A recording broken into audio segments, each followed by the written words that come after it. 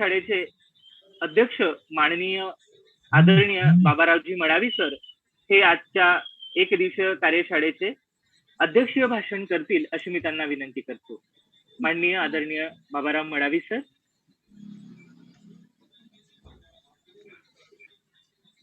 अध्यक्षीय भाषण करतील अशी मी विनंती करतो. उलगुलान परिषद महाराष्ट्र राजुरा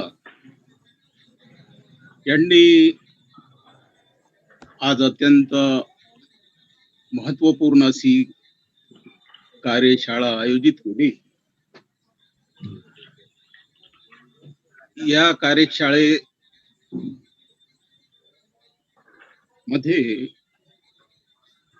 नुकतंच डॉक्टर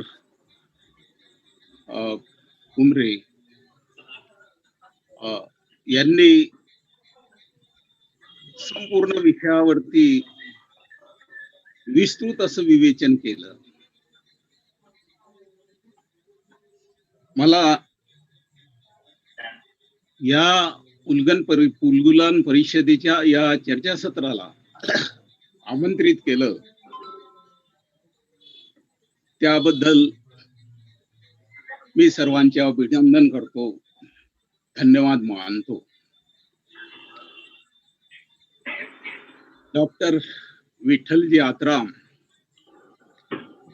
एक संशोधकीय आणि चळवळीच्या दृष्टिकोनातून त्यांचा यामध्ये सहभाग आहे. या उलगुलान परिषदेच्या अध्यक्षा कविता गेडाम मडावी हा एक चळवळीच्या नेत्या आहेत. फुले आंबेडकरी चळवळीच्या दृष्टीने आदिवासींची चळवळ नेण्याचा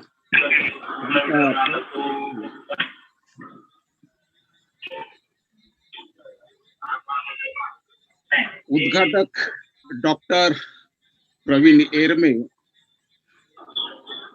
ज्यांनी प्रास्ताविक केलं तो सुरेश मडावी, महेश प्राध्यापक गेडाम आणि नुकतंच प्रभूजी राजगळकर या ठिकाणी मला चर्चासत्राच्या निमित्ताने व्हिडिओ दिसून आलेले. मित्रो, अतिशय महत्वपूर्ण आणि जिव्हाळ्याचा विषय या चर्चासत्रामध्ये ठेवलेला आहे. हा विषय साधा सुद्धा नाही, अत्यंत सखोल अभ्यासात्मक असा हा विषय आहे. या विषयाच्या अनुषंगानं हा विषय समग्र साहित्याचा विचार करते. हा विषय केवळ आदिवासी साहित्यापुरता मर्यादित नाही, तर हा समग्र साहित्याच्या समग्र लेखनाचा विचार करते. आणि हा विचार करत असताना आम्ही आदिवासीचे घटक आहोत, वंचित समाजाचे घटक आहोत. या दृष्टिकोनातून आदिवासीचं साहित्य कसं असायला पाहिजे, आदिवासीचं लेखन कसं असायला पाहिजे, आदिवासीचे शोध निबंध कसे असायला पाहिजे, अशा प्रकारचं चिंतन हा विषय करताना आपल्याला गंभीरपणे आढळून येते.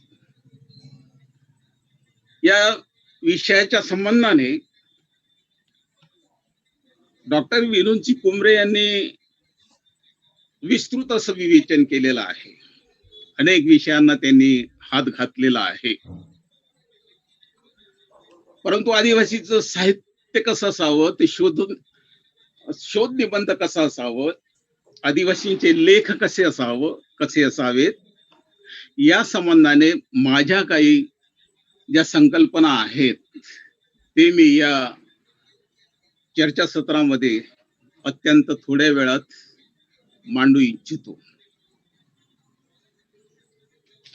मित्र हो, साहित्य हा समाजाचा आरसा असतो.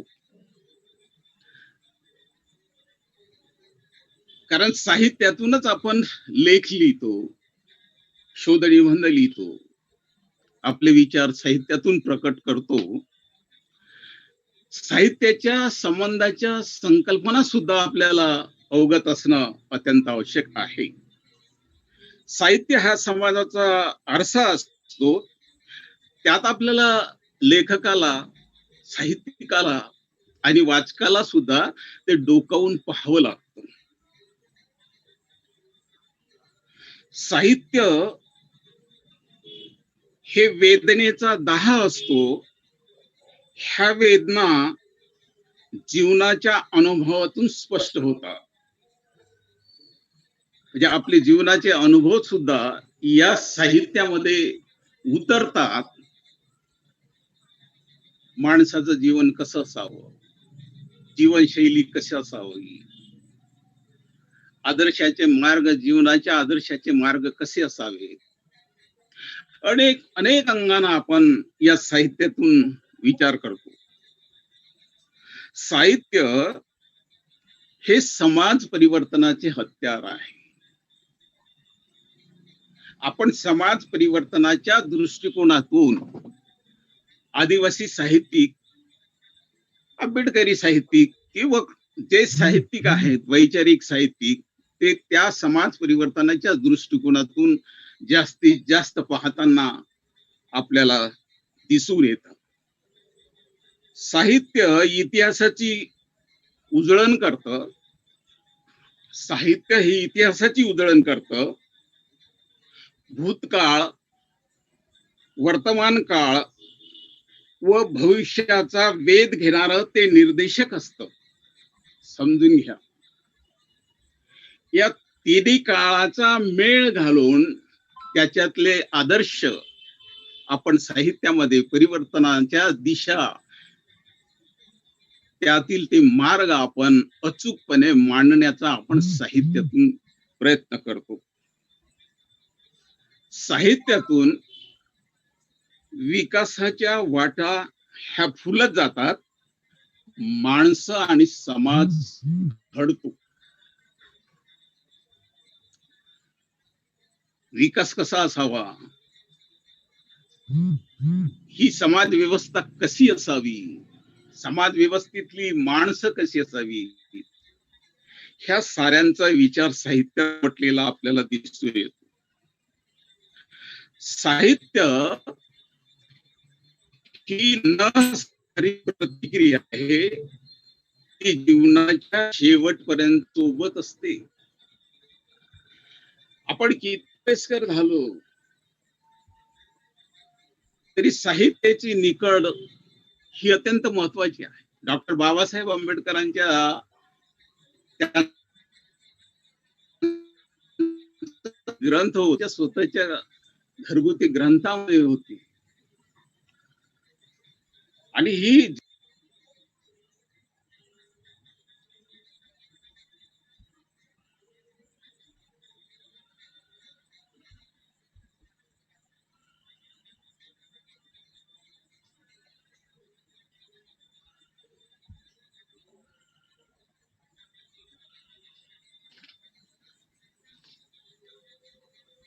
मित्र अतिशय महत्वपूर्ण विषय या ठिकाणी आयोजित केलेला आहे. साहित्य कसं लिहावं, ते कसं असावं, यावरती प्रामुख्याने चिंतन होणं या विषयाच्या परिसंवादाच्या निमित्तानं अत्यंत साहित्य सकस व निर्दोष व्हावं याची जबाबदारी लेखकावर असते. ही जबाबदारी स्वीकारूनच लेखक लेखणी घेतो. आपलं साहित्य हे कसं सकस व्हावं, निर्दोष व्हावं. तीरकामट्यातून गेलेला बाण जसा अचूक असावा लागतो, म्हणजे साहित्य लिहिताना हे भान ठेवून लिहावं लागतं. जसं आपण शिकार करत असताना बरोबर ती शिकार झाली पाहिजे म्हणूनच ते लक्ष वेधून त्याच ठिकाणी आपण बाण मारतो, तेव्हा कुठे शिकार होते. तसंच तिरकामठ्यातून गेलेला बाण अचूक असतो, असावा लागतो, तो परत येत नाही. त्याप्रमाणे साहित्य लिहिताना शब्द अचूक असावे लागतात. ते समाज परिवर्तनाच्या दिशेने पूरक असावे लागतात. ते शब्द चिंतनशील असावे लागतात. ते शब्द समाज घडविणारे असावे लागतात. अनेक अंगांनी या साहित्य लेखनाचा विचार साहित्यिक लेखकांना करणं आवश्यक आहे. आदिवासी साहित्यिक लेखकावर संशोधनपर लेख लिहिताना फार मोठी जबाबदारी आहे.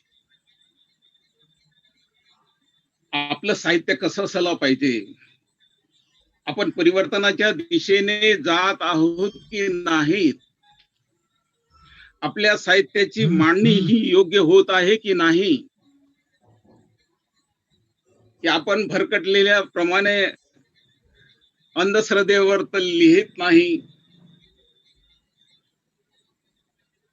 आदिवासी समाज हा कोणत्याही धर्मात नसून कोणत्या धर्माचं तर आम्ही अनुकरण करत नाही. आमचा लढा ज्या दोन संस्कृतीचा आहे, ज्या प्रस्थापित व्यवस्थेच्या विरोधात आम्हाला लढायचा आहे, त्या प्रस्थापित व्यवस्थेचे गोडवे आम्ही गात नाही. अनेक अंगाने त्याला आदिवासी साहित्यिकांना विचार करणं अत्यंत आवश्यक. समाज परिवर्तनाची दिशा घेऊन मानवतावादी, विज्ञानवादी करणे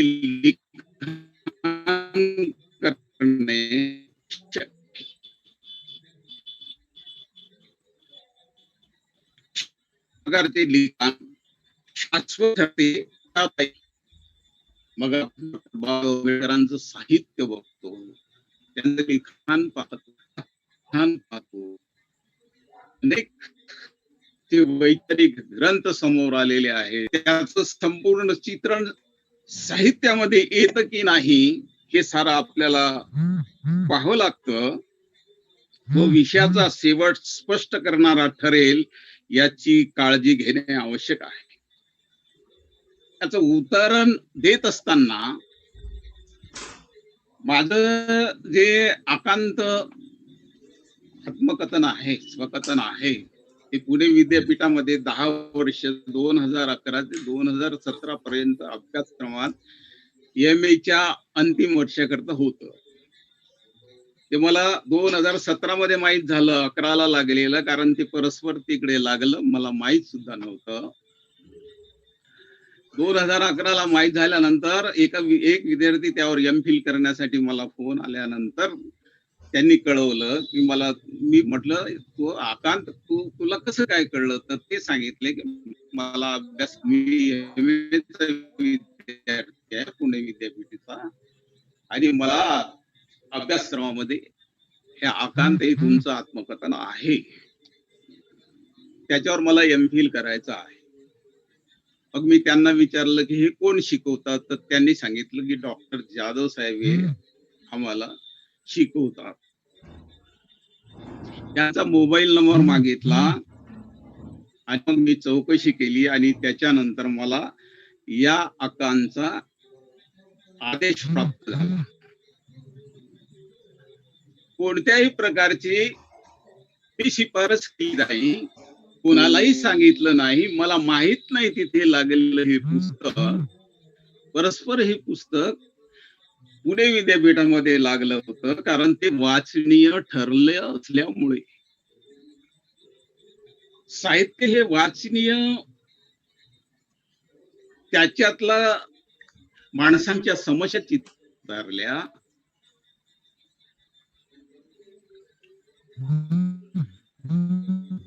त्या ते आकांत लिहिताना याच्यासाठी मी अनेक आत्मकथनं वाचून काढली.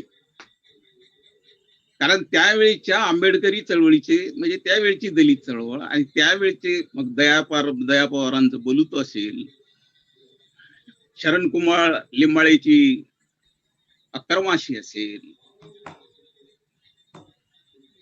लक्ष्मण गायकवाडचं उचल्या असेल,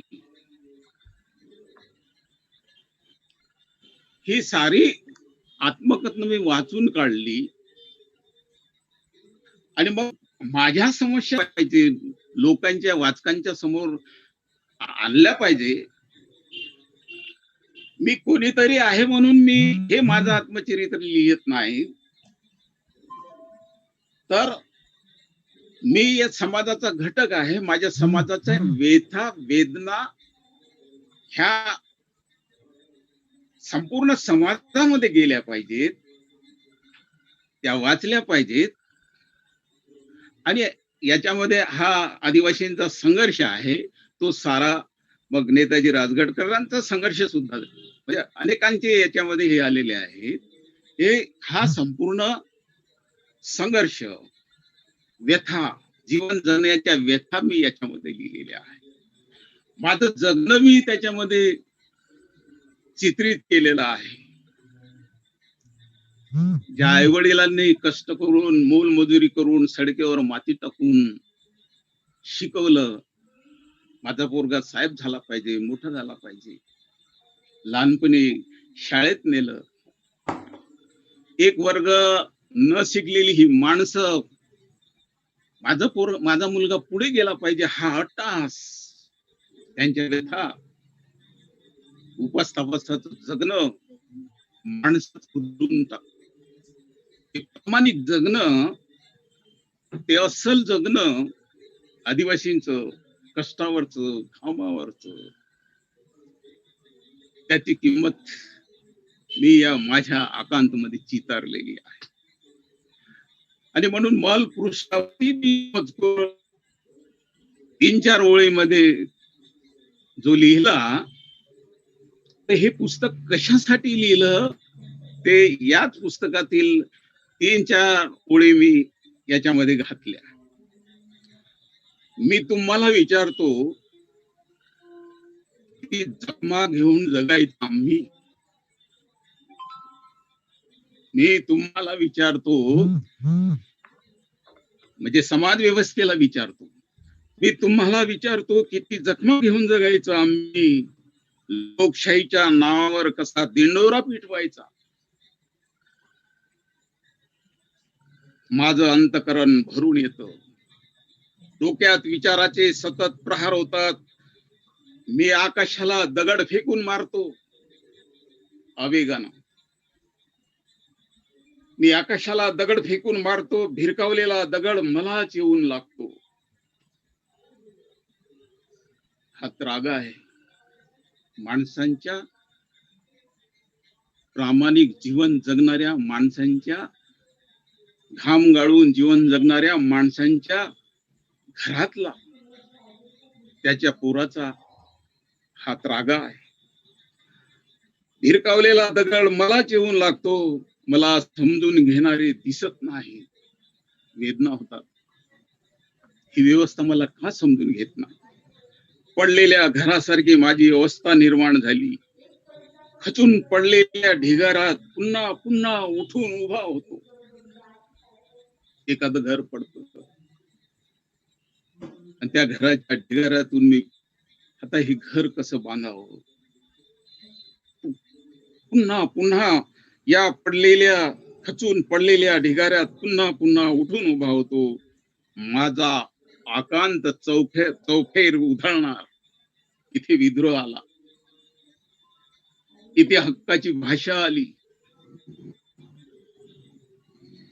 माझा आकांत चौफेर उधळणार. आयुष्याची धुळदाण झाली आमच्या संसाराची. हृदयातील हाडांच्या भिंतीत आमचा आवाज बंद करून ठेवला होता. ही माणसं या देशामध्ये शूद्र कशी झाली, वंचित कशी झाली, अस्पृश्य कशी झाली, गावाबाहेर राहायला कशी गेली, जंगलात राहायला कशी गेली ती माणसं, याच आता कुठे मी कुलूप तोडले आहे. म्हणजे आता मला समजायला लागलं आणि मी कुलूप तोडलेले आहे, संघर्षासाठी सिद्ध झालेला आहे. लिखाण करताना, लिहिताना ही सारी यशस्वीता लक्षात घेऊन आपण काय लिहित आहोत, त्या लिहिण्याच्या वाक्यातून कोणते अर्थ अभिप्रेत होतात, माझं लिहिणं हे समाज व्यवस्थेला पूरक आहे का, माझ्या लिहिण्यातून हक्कासाठी संघर्ष होतो का, माझ्या लिहिण्यातून वंचित माणसांना न्याय मिळतो का, माझ्या लिहिण्यातून माझी पुस्तकं, माझं लिखाण वाचून माणसं बदलतील का, हे सारे प्रश्न लेखकाला विचारावं लागतं, चिंतन करावं लागतं आणि त्यातून उठून उभं राहावं लागतं. लेखामध्ये अंधश्रद्धा, वाईट रूढी परंपरा, देव दैव भूता खेता सारख्या काल्पनिक संकल्पनाचा वापर टाळणे आवश्यक आहे. लिखाणात संघर्ष, न्याय व लढ्याची भूमिका स्पष्ट झाली पाहिजे. मित्र हो, अलीकडे प्रत्येक विद्यापीठामध्ये चर्चासत्र व्हायला लागले आहे. या चर्चासत्राच्या निमित्ताने स्मरणिका काढण्यात येतात. मी काही विद्यापीठाची स्मरणिका चाळल्या, त्यामध्ये जे गैर आदिवासी लेखक आहेत किंवा आमच्यातलेही काही आदिवासी लेखक आहेत, मी त्या मान्यवरांचं नाव घेऊ शकत नाही, परंतु जे देव धर्मांच्या भूताखेताच्या संकल्पना, मंत्र तंत्रांच्या संकल्पना लिहितात, हे असे जे लेख येतात, ते लेख तपासण्याची जबाबदारी, कारण एकदा कागदावर उमटलेलं ते नेहमीसाठी राहतं आणि मग ते समाज व्यवस्थेला घातक ठरत. त्याचा दोषारोपण संपूर्ण समाजावरती विनाकारण जातो आणि म्हणून काळ बदलला, परिवर्तनाच्या दिशा तुमच्या समोर आल्या. फुले, शाहू, आंबेडकर, कार्ल मार्क्स हे संपूर्ण हाताळी करणारी माणसं, त्यांचा अभ्यास करणारे आपल्या आदिवासीतही साहित्यिक समोर आलेले आपल्याला आढळून येतात. दिशा कोणत्या डोळस आहेत, कोणत्या प्रगतीच्या वाटेनं जाणाऱ्या आहेत, ह्या आपल्याला चौकसपणे पाहणं अत्यंत आवश्यक आहे. कविता संग्रह असतील,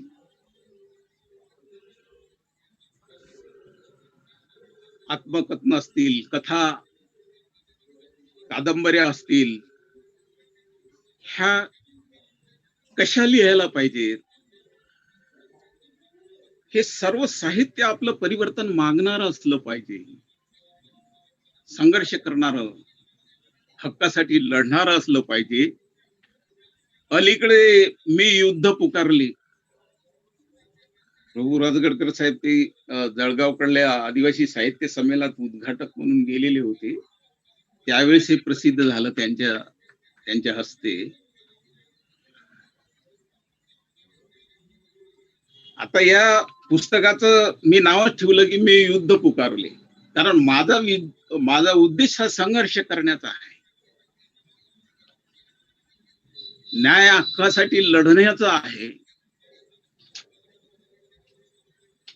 आणि म्हणून मी एका कवितेचं टायटल मी युद्ध पुकारले या कविता संग्रहाला मी दिलं. बघा, कविता सुद्धा जे आपण उद्देश ठेवून लिहितो त्या प्रत्येक ओळीतून आपले उद्देश प्रकट होतात का? आपल्याला काय म्हणायचं आहे? आणि हे सारे संदर्भ ज्यावेळेस जुळून येतात त्यावेळेस आपली कविता ही सकस ठरते, ती वाचनीय ठरते, त्याला वाचकाचा प्रतिसाद मिळत असतो. मी युद्ध पुकारले ही कविता आपल्या माहितीसाठी यासाठी सांगतो की ही लिहिताना सुद्धा त्याचे टप्पे पाडत मी कशा प्रकारे ही लिहिलेली आहे. शब्दांचे शस्त्र घेऊन मी जातो सामाजिकतेच्या दुनियेत. बघा, आज आज जो चर्चा सत्राचा विषय आहे तो शब्दांचाच विषय आहे. म्हणजे हे शब्द परिवर्तन घडून आणतात. माझ्या ह्या ओळीत, पहिल्याच ओळीत मध्ये मी युद्ध पुकारलेच्या आणि त्याचं शस्त्र मी हातात घेतो. शब्दांचे शस्त्र घेऊन मी जातो सामाजिकतेच्या दुनियेत. शब्द युद्धासाठीच तयार होतात आणि सपासप वार करतात षंड प्रस्थापितावर. रक्तबंबाळ होते ही युद्धभूमी. मी बदला घेण्यासाठी तयार होतो हजारदा गुलाम करून सोडणाऱ्या या हरामखोर प्रवृत्तीवर. माझ्या हातात राहत नाही संयमाचा बांध. मी अस्वस्थ होतो, मला संयम पाळता येत नाही, कारण माझ्यावर अन्यायच, माझं शोषण तेवढं झालं आहे, माझ्यावर अन्याय तेवढं झाला आहे. माझ्या हातात राहत नाही संयमाचा बांध. मी काय करू? माझ्या सकट भावबंदगीच्या बरबातीचा हिशोब मागतो सरळ सरळ वार करून, सरळ सरळ वार करून. मला द्रोही समजून साकळ दंडाने जखडून टाकू पाहतात लोखंडी पिंजऱ्यात. मी हक्क मागायला जातो तेव्हा तेच मला गुन्हेगार समजतात. मला द्रोही समजून ते साकळ दंडाने जखडून टाकू पाहतात लोखंडी पिंजऱ्यात. परंतु माझ्यात आता हा तुरुंगच उकडून फेकण्याची हिंमत आली. मी आता युद्ध पुकारले, मागे हटणार नाही. मी आता युद्ध पुकारले, मागे हटणार नाही. साहित्य लिहिताना आपला उद्देश मग त्या प्रत्येक कोणत्याही साहित्यामध्ये उतरला पाहिजे. ते कशा करता लिहितो आहे त्याच्यामध्ये शुद्धपणा असला पाहिजे, प्रामाणिक हेतू असला पाहिजे. आदिवासींच्या सामाजिक अस्मिता फार भव्य आहेत. बघा, इतर कोणत्याही समाजापेक्षा आदिवासींच्या ज्या सामाजिक अस्मिता आहेत त्या फार भव्य आहेत. त्यांचे निसर्गातील मानवतावादी विज्ञानवादी जगणे भव्य दिव्य आहे. त्यांच्या दीर्घकालीन इतिहासातही सामाजिक अस्मिता प्रकट होतात. त्याचा अभ्यास करून लेखात लिहिले पाहिजे. डॉक्टर बाबासाहेब आंबेडकर म्हणत होते की जी माणसं आपला स्वतःचा इतिहास जाणतात तीच माणसं नव्याने आपला नवा इतिहास निर्माण करू शकतात. आम्ही आमच्या एवढ्या भव्य दिव्य अस्मिता असल्यानंतरही आम्ही तर ज्या जोपासल्या नाही, आम्ही दुसऱ्यांचं अनुकरण करत राहिलो तर आमच्या साहित्याला अर्थ उरणार नाही. आणि म्हणून आमच्या ज्या अस्मिता आहेत, ज्या ज्या काही अस्मिता आहे, त्या संपूर्ण अस्मिता आम्ही जोपासल्या पाहिजे,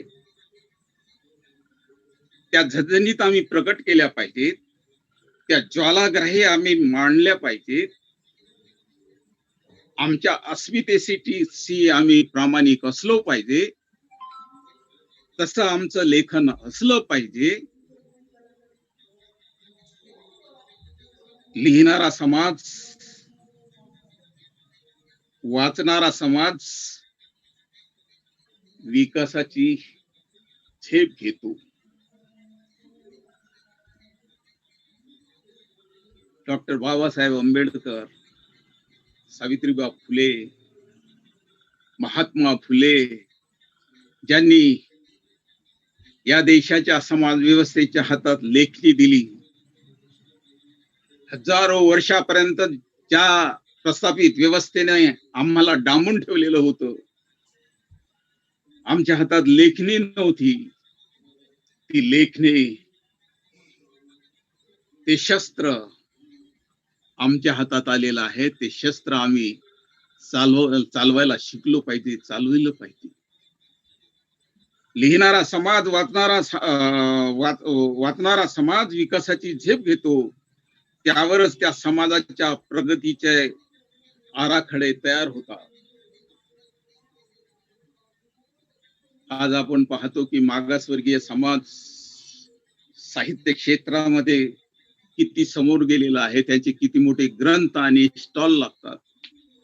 आपण दीक्षाभूमीवर गेल्यानंतर नागपूरला ती दीक्षाभूमी कशासाठी प्रसिद्ध आहे, तर ती साहित्यासाठी, ग्रंथासाठी. वेगवेगळ्या विद्वानांची मतं त्या ठिकाणी येतात आणि तिथं येणारा माणूस ही पुस्तकं घेऊन घरी जातो. आम्हाला सुद्धा पुस्तकं घेऊन घरी जाता आलं पाहिजे. निरनिराळ्या ठिकाणवरून आमचा समाज सुद्धा हा वाचक झाला पाहिजे. आमच्या साहित्यिकांच्या लेखण्या ह्या परिवर्तनशील असल्या पाहिजे. लिखाणामध्ये दोष नसावेत. तसे झाले नाही तर डोळे असून आंधळ्याच्या भूमिकेत असल्याचा दोष लिहिणाऱ्यावर आल्याशिवाय राहणार नाही. कारण समीक्षकांचे डोळे, वाचकांचे डोळे ह्या आजूबाजूला असतात. ते लेखकावरती दोषारोपण केल्याशिवाय राहणार नाही. आपण साहित्याचे चिकित्सक प्रहरी होऊया. त्या दिशेने समाज नेण्याची जबाबदारी आपण सर्व स्वीकारूया. मित्र हो, अत्यंत महत्वपूर्ण